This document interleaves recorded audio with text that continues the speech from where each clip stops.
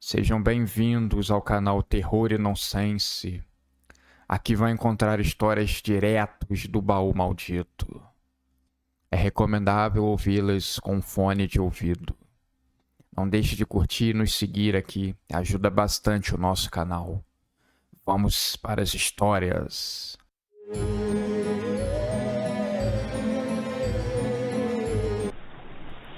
Quando eu lembro da minha juventude, bebendo e curtindo com meus amigos da faculdade de Sociologia, não sabia que a minha vida se tornaria uma montanha-russa de emoções em pouco tempo. Na verdade, logo após sair de uma palestra com o famoso ocultista do país, uma pessoa renomada internacionalmente, escritor de vários livros sobre o assunto. O tema que havia me chamado a atenção foi sobre os sigilos. Ele começou explicando que eram símbolos mágicos que criamos para penetrar no nosso inconsciente com uma intenção específica. Algo como: quero prosperar nos meus negócios e ficar rico. Dependendo do que você for pedir, levaria muito mais tempo. O seu desejo deveria ser claro e direto, apontando um caminho que chegasse ao objetivo final. Eu estava fascinado nessa hora. Costumava dormir em todas as palestras, com uma caneta na mão e a folha em branco na minha frente. Mas nesta palestra, eu estava prestando muita atenção. Ele explicou todas as formas de se criar um sigilo. E eu tratei de ali mesmo criar o meu. Pulei para as fileiras na parte de trás para ter mais privacidade. Optei pela técnica de fazer um sigilo verbal. Era bem simples de criar. Precisaria pensar na frase do que eu intencionava e colocar no papel. Depois era só cortar todas as letras repetidas e as vogais. As letras que sobravam, você precisava mentalizar. Na hora, eu estava com muitas dificuldades nisso. Então, o ocultista ensinou o famoso pulo do gato. Faça um desenho circular e coloque vários detalhes escondendo todas as letras. O importante é que ninguém, além de você mesmo, possa ver o seu desenho. E eu precisaria mentalizá-lo por 2 semanas. Todos os dias precisava dar uma boa olhada nele. Depois desse período, precisaria ativar o sigilo e entregá-lo para o universo, queimando a folha totalmente, não deixando nenhum vestígio para trás, transformando tudo em cinzas. Se meus pais soubessem o que eu estava fazendo, seria complicado de explicar. Eles eram muito religiosos, desses de ir na igreja toda semana. Sigilo é coisa do diabo, diriam. Na época, eu riria bastante se eles falassem isso. Mas hoje eu choro. Sei que é a mais pura verdade. Não estou querendo fazer alarde nenhum. Estou à beira da morte. E muito em breve vou deixar esse plano. Do que adiantaria estar mentindo para vocês agora? Precisei de alguns anos de preparação para que o sigilo começasse a fazer efeito. Na minha opinião, ele fez efeito desde o primeiro momento. Na segunda semana, minhas notas na faculdade já começaram a aumentar. Eu, de alguma maneira, estava tendo mais facilidade em estudar e aprender. Talvez fosse algo psicológico por causa do sigilo. Mas eu posso dizer, amigos, o sigilo estava funcionando. Aquilo não era normal. Me formei em primeiro lugar na turma. Recebi uma bolsa como professor na melhor escola da região. Em pouco tempo, já estava dando aula na faculdade e concluindo o mestrado. Não demorou para eu estar lançando os meus livros, que logo viraram referência na minha área. Fui convidado para fazer doutorado em outro país. Minha vida profissional andava às mil maravilhas. Já a particular, andei com belas mulheres. Tudo para dar certo e estabelecer uma linda família. Mas sempre que tudo estava indo bem demais, algo acontecia.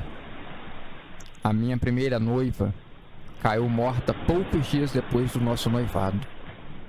Teve um infarto fulminante. Não tinha histórico de problemas cardíacos. Foi uma fatalidade. Demorei a me recuperar. Encontrei a mulher dos meus sonhos no outro país, enquanto eu finalizava o meu doutorado. Era tudo o que eu imaginava. Não poderia pedir algo mais perfeito. Um belo dia, estávamos celebrando em um bar, quando do nada, ela começou a se sentir muito alegre. Juro que ela nem estava bebendo tanto assim. Ela subiu na mesa e começou a tirar a roupa. Tentei impedi-la a todo custo. Acabei levando uma surra de um outro homem. E no final, ela foi embora com ele. Corri atrás dela por muito tempo. Mas ela estava muito apaixonada por ele. E meu coração estava partido. Sabendo que aquilo não estava muito certo, concluí o doutorado sem muita motivação. E voltei para o meu país de origem. Tive mais um caso frustrado aqui, outro ali, todos eles terminando de maneiras muito estranhas. Uma foi atropelada, a outra que não queria mais o relacionamento. Assim, sem mais nem menos, eu fui envelhecendo, meus cabelos ficando ralos e grisalhos, meus dentes caindo, a pele cada vez mais flácida. Eu tinha todo o conforto e dinheiro do mundo. Todos os livros que eu lançava vendia muito. Minhas palestras valiam muito dinheiro.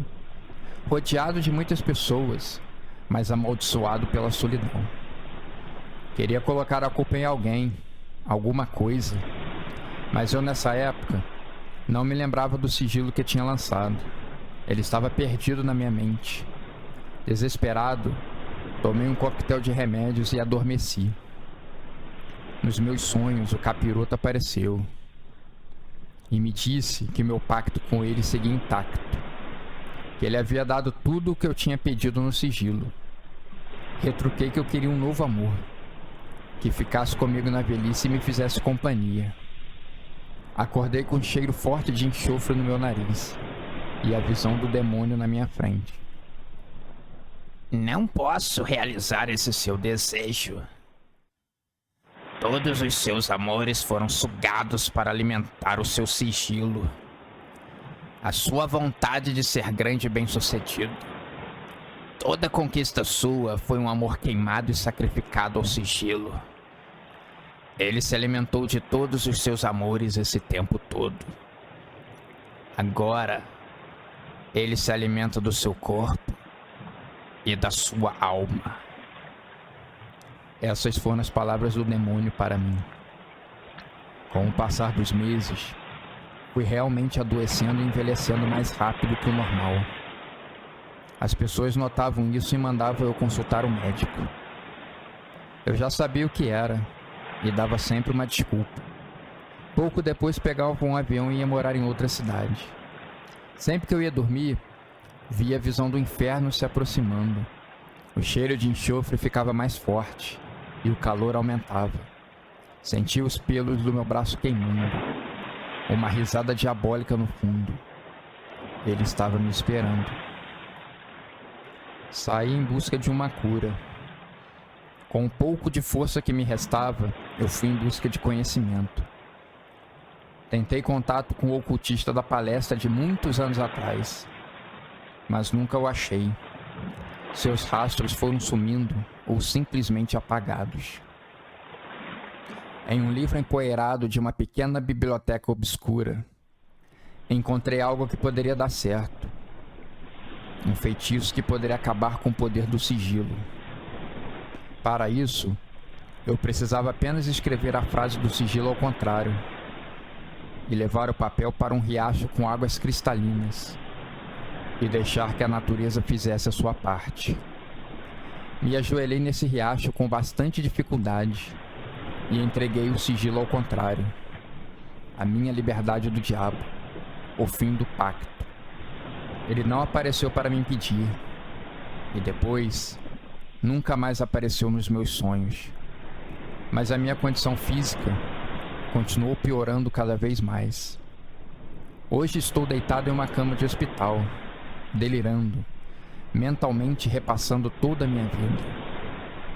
O que eu poderia ter feito de diferente? E se eu pudesse voltar naquele dia, se eu daria tanta atenção assim naquela palestra? Da minha turma, parece que eu fui o único que fiz a besteira de criar um sigilo. Estou vestindo o meu melhor paletó. Se a morte vier me buscar hoje, quero estar impecável para entrar em seu reino.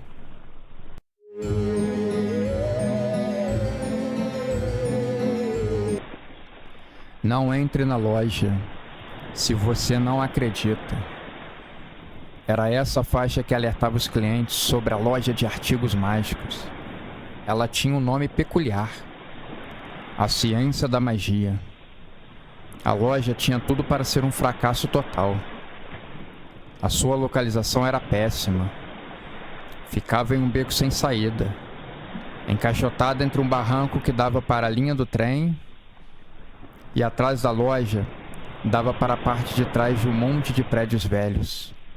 A única saída era também a entrada. Precisava descer alguns degraus e ver se não tinha um trem vindo. Um ótimo lugar para ficar escondido. Funcionavam ali poucas lojas. Uma barbearia suja e escura, uma pequena lanchonete vendendo salgados de procedência duvidosa, uma loja que vendia utilidades do lar, e um camelô. Artigos mágicos e um camelô vendendo óculos de sol. O atendente da loja era um rapaz jovem, com cabelos curtos, usando óculos e roupas comuns do dia a dia. Nada extravagante. Ao contrário do que todos pensavam, a loja prosperava. A magia atrai muitos curiosos. Ele deu uma olhada em um quadro enorme que tinha no canto, de um velho distinto, sentado em um trono dourado, e acenou para o quadro. Um homem de meia idade entrou na loja, tímido, já querendo ir embora. O atendente o abordou, perguntando se ele precisava de alguma coisa. É que eu terminei com a minha namorada semana passada. Ex-namorada, na verdade. Gostaria de saber se tem alguma coisa para melhorar essa situação, disse o homem sem jeito. O atendente, cansado de receber esse tipo de pedido, foi logo abrindo uma gaveta e retirando um enorme frasco com um líquido vermelho. Vermelho de paixão. Você precisa beber um gole desse líquido. Depois, em menos de 24 horas, ela precisa beber um gole também. Pode estar misturado em uma fruta ou bolo qualquer. Ela só precisa beber, entendeu? Volta para você instantes depois de ingerir o líquido. O homem, satisfeito, fez o pagamento generoso pelo líquido esquisito e saiu sorridente da loja. Pessoas desesperadas topam qualquer coisa. Quando o atendente estava prestes a encostar a porta para o horário de almoço, uma jovem muito bonita estava parada na porta. Ela, sem muita cerimônia, tentando como que intimidar o atendente, foi logo entrando no assunto. Nem quis deixar o homem respirar ou sair para o almoço. Ela pediu uma poção que a fizesse fazer sucesso na internet, ganhar fama e muito dinheiro. Ela notava que várias pessoas estavam estouradas, ganhando rios de dinheiro, e ela aí, quase ninguém a seguia, quase ninguém a via, uma desconhecida total. Precisava mudar aquela situação. O jovem, de olhar tímido, mudou o semblante na hora, farejando um alvo em potencial. Logo arrumou a sua compostura, endireitou a coluna e falou com olhos convincentes que exalavam poder magnético. Ele disse: Esse tipo de poção é proibida à venda. Sabe como é? Imagina se todos tomarem essa poção. Seria um caos. Dizem que se mexe com o universo, ele mexe com o nosso. Dá problema. Mas se você voltar aqui às 9 horas da noite, tudo fechado, eu consigo te vender. Estamos combinados? Depois dos valores serem acertados, a mulher olhou intrigada para o enorme quadro, mas logo o esqueceu e saiu sorridente da loja. 2 dias antes, em outro lado da cidade, 2 detetives estavam investigando a morte de uma pessoa. Já era a 6ª morte em pouco tempo. Eles estavam no ponto final do trem. O corpo, cortado em pedaços, estava dentro de algumas sacolas de lixo, em cima do vagão 47. A perícia estava investigando os vagões, procurando alguma impressão digital ou pistas. O detetive, de nome Samuel, estava conversando com o administrador da linha do trem, que carregava minérios de ferro. Então, quer dizer que todos os corpos estavam entre o vagão 46 e 48? Isso pode ser uma pista interessante. Todos os dias, o trem parava por uns 15 minutos para manobras e trocas de turno. Isso à meia-noite, para não atrapalhar o trânsito durante o dia. O detetive achou essa informação muito interessante e anotou no seu caderno tudo o que ouviu de interessante. Pamela, a outra detetive, conversava com a equipe de perícia. No final, eles se reuniram e bolaram um plano. No mínimo, eles tinham que tentar alguma coisa. 9 horas em ponto da noite, a moça apareceu. O atendente olhou para os lados. O bom dessa localização é que era muito discreta. Ninguém por ali era aquela hora. Assim que a moça entrou, ele fechou a porta. Ele levou a moça para um canto, retirou o frasco de uma gaveta e colocou um gole no copo. Você só precisa beber um gole. Sentar naquela cadeira que fica embaixo do quadro e esperar a poção fazer efeito. Não posso deixar que vá à rua tonta. Os efeitos, a princípio, são muito fortes. Ela pensou em ficar desconfiada, dar meia volta e ir embora, mas haviam-lhe garantido que a loja realizava feitos impressionantes. Então, ela afastou o medo e bebeu o líquido. Em segundos, ela já estava cambaleando e se sentou na cadeira. Uma sombra esquisita saiu dos olhos do homem do quadro e começou a se apossar do corpo da jovem.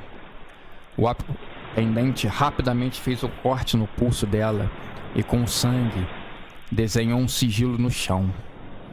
Era a 7ª e última jovem. Quando o ritual estivesse concluído, o grande Drummond, ocultista e mago, estaria de volta andando na rua, não apenas uma sombra dentro da sua própria pintura. Quando era perto das 10 horas da noite, o trem fez a sua parada, 2 horas antes do previsto, a pedido dos detetives. Eles pediram para esperar e foram caminhando ao lado da linha, passando de vagão em vagão. Cada um deles era numerado. Assim que eles chegaram no famoso vagão 47, eles viram que estava de frente para um beco sem saída. Em silêncio, eles caminharam até lá, subindo pelo pequeno barranco. Justamente em frente ao vagão, funcionava a loja de artigos mágicos, um ótimo esconderijo para um serial killer. Quando o detetive colocou o rosto na porta, ele viu por uma fresta um corpo caído no chão e alguém em cima, o cortando. Sem muita demora, fez sinal para Pamela e arrombou a porta com um chute. A jovem já estava morta no chão. O atendente, junto com a sombra, lutou com os policiais. Em um descuido, Ele acertou uma punhalada em Pamela, que caiu sangrando no chão. O detetive tentava atirar, mas não acertava a sombra. Ela se movia muito rapidamente. Mas em um desses disparos, a bala ricocheteou em algo e acertou o quadro, bem no meio do rosto do homem. A sombra se dissipou e o atendente caiu no chão. Em poucos minutos, o lugar estava lotado de pessoas. Pamela estava sendo atendida. O ferimento parecia não ter sido grave. A jovem estava morta no chão e o atendente não se lembrava de nada. Nem sabia o que ele estava fazendo ali. Mais tarde, descobriram que ele era de outro estado e estava no cadastro de desaparecidos. O quadro seria levado para a perícia. Se ele fosse restaurado, cairia muito bem na sala de jantar da minha casa, pensava o detetive, hipnotizado olhando para ele.